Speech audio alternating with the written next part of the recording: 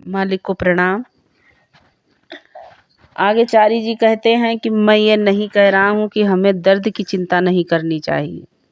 निसंदेह दुख परेशानी का विषय है, लेकिन ये ऐसी विषय वस्तु भी नहीं है कि हमें जिस पर रोते रहा जाए, जिसकी वजह से तड़पते रहा जाए और जिसको बार बार याद किया जाए।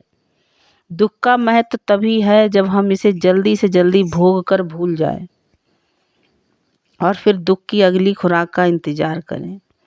यदि आप जोक की भांति पिछले दुख से ही चिपके रहे और उसे छोड़ ही न पाए, तो आप उससे छुटकारा नहीं पाते और उसी में फंसे रहते हैं, और बाकी दुख जिसे हमें भोगना है वह जहाँ का तहाँ रह जाता है।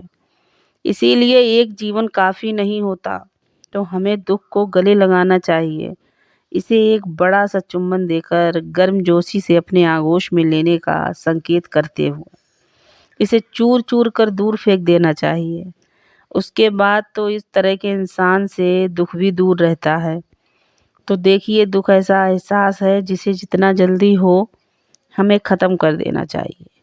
अब हमारे जीवन में क्या होता है, हम इस तरह से सुखों का स्वागत करते रहते हैं और ये नहीं जानते कि जितनी मात्रा में हम सुख जमा कर रहे हैं, उतनी मात्रा में हमारे कोष में, दुखों के ब्रह्मांडीय कोष में दुख जमा हो रहे हैं। क्योंकि दुख और सुख हमेशा साथ साथ चलते हैं। तो जब आप सिर्फ सुख को ढूंढते हैं और दुख से बचने की कोशिश करते हैं, तो शायद ये इंसान का सबसे मूर्खतापूर्ण दुस्साहस है। इसीलिए जब हम दुख को स्वीकार करके अपने दुख के कोष को शीघ्र खाली कर देते हैं, तो ऐसा नहीं है कि हमें सुख प्राप्त होने वाला है, लेकिन हम ऐसा जीवन अवश्य प्राप्त करेंगे जिसमें न दुख है और न सुख, संतुलित अस्तित्व। आध्यात्मिक जीवन का लक्ष्य दुख रहित अस्तित्व नहीं है, यह सुख रहित अस्तित्व भी नहीं है। यह एक ऐसी विकृत अवस्था नहीं है जिसमें हम सदा दुख भोगते रहें। यह इतना घिनौना भी नहीं है कि हम मरकर मोक्ष चाहें, और मोक्ष जीवन से बच निकलने का मार्ग नहीं होना चाहिए। यह तो एक ऐसा प्रेम संबंध है जिसमें हमेशा दुख है, क्योंकि प्रेम ही दुख का सबसे बड़ा स्रोत है। पश्चिम ने कभी नहीं समझा कि प्रेम का अर्थ क्या है। महान संगीत और नृत्य की संगत में यहाँ प्रेम के बारे में बहुत कुछ लिखा जा चुका है।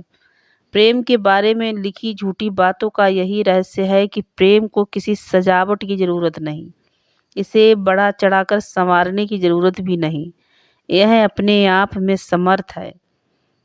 इन सभी कवियों और रहस्यवादियों ने प्रेम के इस दर्द को जाना ही होगा।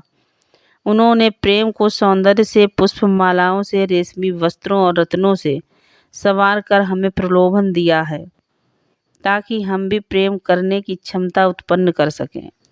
लेकिन हम इसे सावधानी पूर्वक कागज में लपेट कर दवेदार की पेटियों में बंद करना चाहते हैं। और जब भी हम प्रेम के दर्द को महसूस करते हैं, तो पेटी खोलकर उन वस्तुओं को देखते हैं और हक्के बक्के रह जाते हैं। ऐसी शुरुआत करना और ऐसा अंत करना, क्योंकि सुहाग का जोड़ा और श्रृंगार की वस्तुएं तो बनी रह सकती हैं, परंतु वह दुल्हन जिसे इन वस्त्रों और आभूषणों से सजाया गया है, उसका अंत देवदार के किसी ताबूत में ही होता है। इन चरम सीमाओं के बीच इस ताबूत के बाहर बचने की संभावना है, बशर्ते हम प्रेम के इस बनावटीपन से बच पाएं। इसीलिए जो भी ये समझता है कि प्रेम सुखद अनुभव या संगति है, या ऐसा ही कुछ है, तो खुद ऐसी ही किसी पेटी में जाएगा और उसके वस्त्र दूसरी पेटी में। किंतु यदि कोई समझता है कि प्रेम का अस्तित्व दुख के बिना नहीं हो सकता, वह दर्द ही प्रेम है, जैसे ईश्वर प्रेम है और इसीलिए ईश्वर दर्द भी है। दर्द भी ऐसा, जैसे अमेरिका वाले कहते हैं कि गर्दन का सूल, जिसे ऐसा दर्द हो वही इसे समझ सकता है।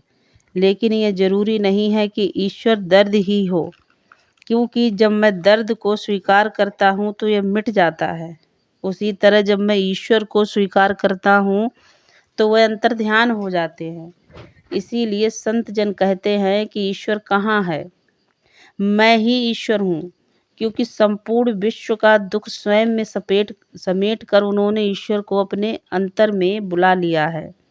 वे कहते हैं कि ईश्वर कहाँ है, दर्द कहाँ है, क्योंकि जब दुख अनंत तरीके से मुझ में मौजूद है जैसा उसे होना चाहिए, तो ईश्वर भी यही है। आपको याद होगा एक बार मैंने कहा था कि स्वामित्व का अर्थ है दुख पर अधिकार पाना। दुख को स्वीकार किए बिना ऐसी अवस्था पाना संभव नहीं। इसीलिए हमें समझना चाहिए कि दर्द ही प्रेम है और दुख जरूरी है। अधिकाधिक दर्द का मतलब है अधिकाधिक प्रेम। ईश्वर स्वयं अनंत का दर्द है।